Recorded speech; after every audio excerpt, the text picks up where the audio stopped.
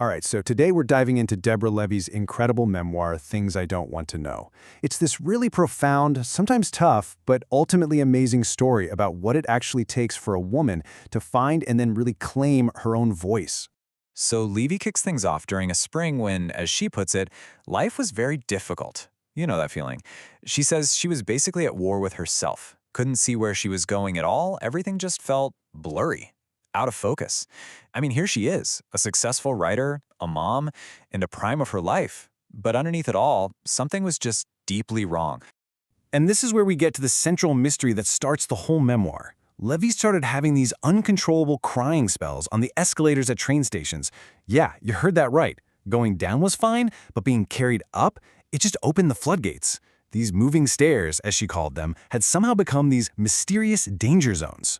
So yeah, this crisis really begins right there, on those emotional machines. It's like the forward, upward motion of her life felt totally out of sync with how she felt inside. The world was pushing her up, and all she wanted to do was just collapse. Now, the thing that finally sparks a change, it comes from the most random place. At home, Levy's staring at a skeletal system poster in her bathroom, but for days on end, her brain keeps reading it as social system. This little Freudian slip was a huge lipo moment. Her own skeleton, her very frame, couldn't move freely in the social system she was living in. The only answer? Escape. She booked a flight to Mallorca. So in Mallorca, far away from the escalators, she finally has the space to start taking apart this social system. She begins to unpack all of the huge and often invisible pressures that had pushed her to her breaking point. To try and make sense of it all, she starts turning to other female writers. And this quote from Marguerite Duras, it just nails the pressure on a woman to be the architect of this perfect home life. It's not just about creating a house, it's about engineering happiness for everybody else. A utopian project that can totally swallow you whole. And then, of course, there's motherhood. Levy brings up Julia Kristeva to explain the almost holy, sacred weight of expectations put on mothers. In what she calls the new patriarchy, being a mom is like the last temple of sacred duty. It's where society pours all its leftover religious feelings. I mean, what an impossible standard to live up to, right? So this social system, it essentially traps women in a web of contradictions. You're supposed to be passive, but also ambitious, maternal, but also erotic. You have to be self-sacrificing, but somehow also personally fulfilled. It's basically a setup for failure, and it makes you a target for all kinds of humiliation when you can't possibly be all those things at once. But here's the thing. Levy realizes that to really get to the bottom of her breakdown now, to figure out why this social system felt so crushing, she had to go backwards. The key wasn't in Mallorca, it was buried in her childhood. And that takes us all the way back to 1960s South Africa. In this place, the societal systems weren't subtle or invisible. They were brutally, painfully obvious. The rules of apartheid were literally written on signs and enforced with violence. It shaped her whole understanding of power, of silence, and rebellion, right from the very beginning. Her childhood was just marked by these traumas that taught her over and over again to be quiet. I mean, at just 5 years old, she sees the police drag her father away because he was part of the anti-apartheid African National Congress. Then at school, she gets punished for the physical way she writes. And after that, she's sent away to live with her godmother in Durban, like an exile in her own country. In Durban, the system was spelled out in black and white, literally. Just imagine seeing this sign at the beach every single day. It's this constant, brutal reminder of a social order built on pure exclusion and oppression. This wasn't some abstract idea for her, it was the world she had to figure out how to live in.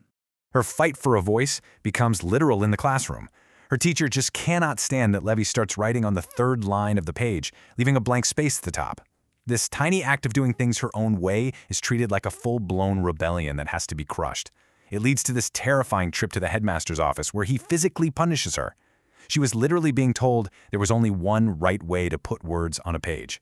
So in the middle of this incredibly oppressive system, she watches the women around her, and she sees how they survive.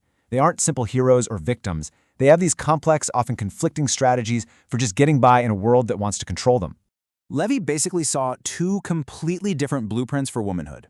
On one hand, you had her godmother Dory, who was just consumed by fear of sharks, tapeworms, social disorder.